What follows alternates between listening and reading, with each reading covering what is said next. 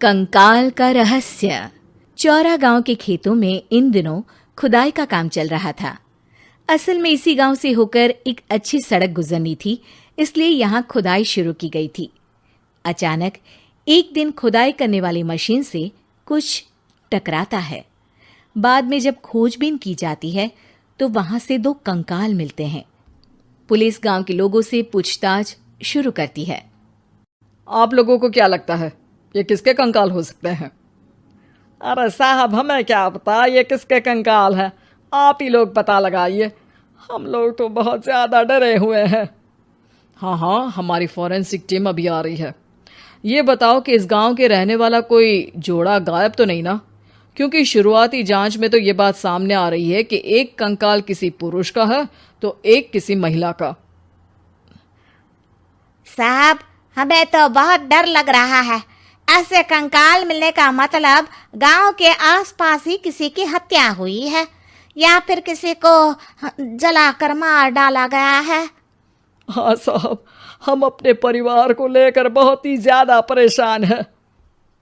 देखिए, आप लोगों की परेशानी हम समझ सकते हैं, लेकिन आप लोगों को पुलिस का सहयोग करना होगा, क्योंकि आपके सहयोग के बगैर हम ये पता नहीं लगा सकते हैं कि आखिर ये किसके कंकाल है और इनकी हत्या किसने की।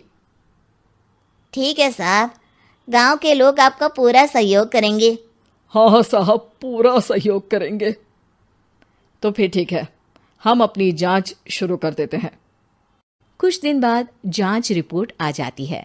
पता चलता है कि ये कंकाल करीब 20 साल पुराने हैं, यानी 20 साल पहले किसी जोड़े की हत्या कर शव को यहाँ पर दबा दिया गया था। इंस्पेक्टर राघव, ये बताओ कि 20 साल पहले की मर्डर मिस्ट्री क्या अब सुलझ सकती है? हाँ सर, क्यों नहीं। लेकिन अब सबूत और गवाह काफी मिट गए होंगे। मुश्किल तो होगी, लेकिन शायद किसी परिवार को इंसाफ मिल सके। इंस्पेक्टर राघव, आप बिल्कुल सही कह रहे हैं। किसी परिवार को तो इंसाफ मिलेगा ही, और किसी को उसके किए की सजा भी मिलेगी। जी सर, मैंने तो जांच शुरू भी कर दी है। 20 साल पहले इस गांव के 2 जोड़े अचानक कहीं गायब हो गए थे। मैंने दोनों ही परिवारों के बाकी के सदस्यों से बातचीत शुरू की तो उन्होंने बताया कि उनके बच्चे शहर गए थे, लेकिन आज तक वापस नहीं लौटे हैं। लेकिन ये दोनों शव किस परिवार के सदस्यों के हैं, ये कैसे पता चल सकेगा? सर, मैंने डीएनए टेस्ट करवा लिया है। आज शाम तक इसकी रिपोर्ट भी आ जाएगी। अच्छा, ठीक है। उसी शाम को सर, डीएनए रिपोर्ट के मुताबिक ये दोनों ही लाशें चौरा गांव के रहने वाले प्रधान सुल्तान सिंह के बेटे और बहू की है। लेकिन इनकी हत्याएं किसने की है, ये कैसे पता लगेगा? इसी का तो पता लगाने की कोशिश में जुटा हूं सर। आज सुल्तान सिंह से मिलने भी जा रहा हूं। मेरा बेटा और बहू तो मेरे लिए सिर्फ यादों में ही रह गए थे। हमें उनकी लाशें तक नहीं मिल सकी थी। आज 20 साल बाद उनके कंकाल मिले हैं। मैं अब किसके लिए जीऊं?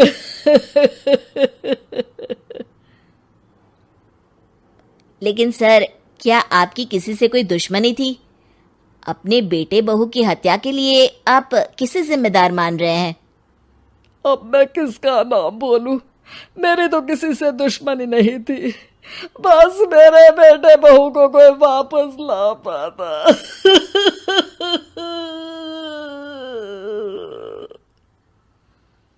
इसके बाद सुल्तान सिंह फूट फूट कर रोना शुरू कर देते हैं।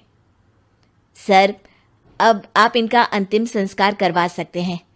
कम से कम इनका शरीर ना सही, इनका कंकाल तो आपको मिला है। लेकिन हाँ, अगर आपको कुछ भी याद आए तो जरूर बताइएगा।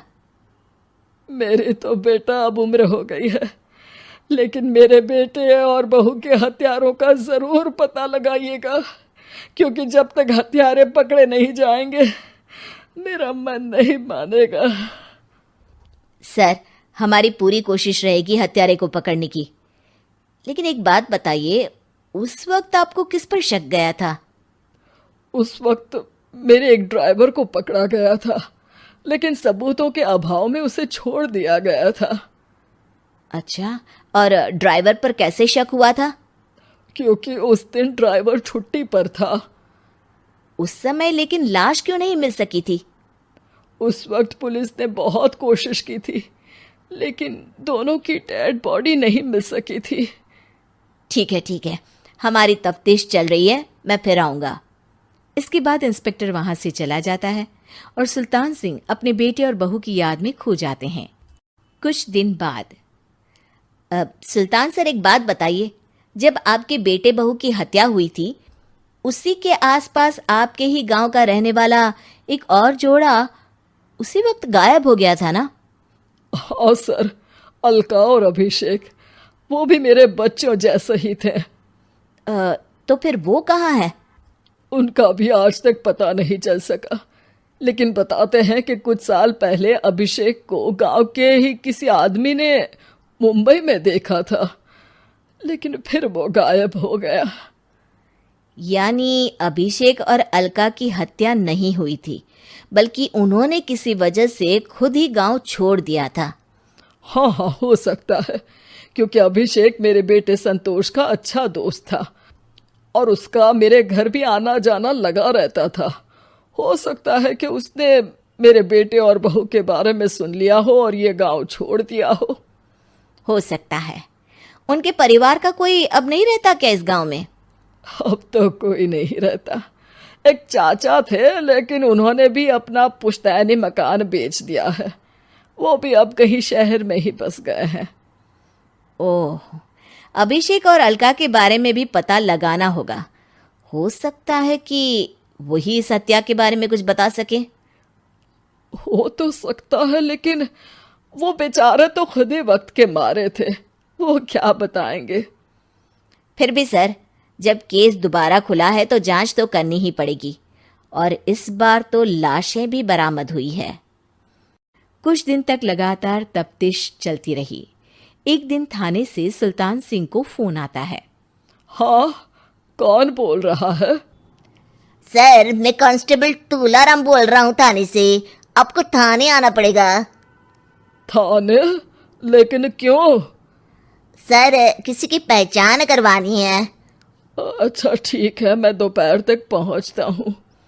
सुल्तान सिंह दोपहर में थाने पहुंचता है। कई पुलिस के अधिकारी वहां मौजूद रहते हैं।